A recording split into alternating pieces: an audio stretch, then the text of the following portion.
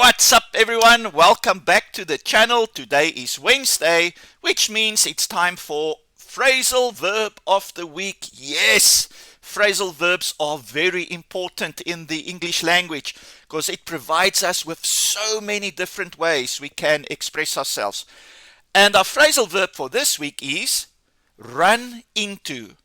And this is a very common phrasal verb that we use in our daily conversations, and it has 4 different meanings.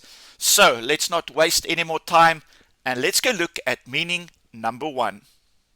To meet someone by chance, to encounter someone unexpectedly. Yes, I think we all know the meaning of this one, and if we look at the example, we can say, I ran into my old school friend at the mall yesterday. So yeah, like I said, I think this is quite a common one that most of us will know. Let's go look at meaning number 2. To collide with something, to crash or bump into something, often by accident. So yes, not a nice situation to be in, but let's look at the example.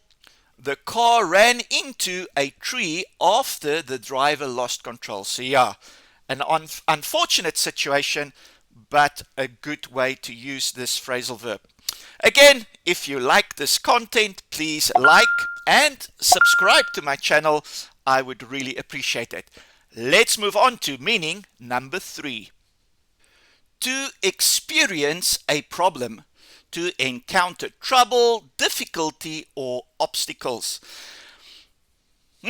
Let's go look at the example to make it a little bit more clear, and we can say we've run into some technical issues with the new software. So that makes a lot more sense, and I think a lot of us experience this problem. So remember the meaning of run into in this situation. Let's move on to meaning number 4.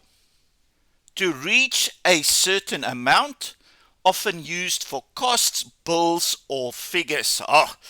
Let's go look at the example. The cost of the repairs could run into thousands of dollars. So yeah, I'm sure we often have this situation in our lives. So remember the phrasal verb run into to express your opinion on this. So that wraps it up for this video. We looked at the phrasal verb run into with its 4 different meanings. Remember them and start making use of them in your daily conversations. And as always, everyone, thank you so much for watching, for liking, for subscribing.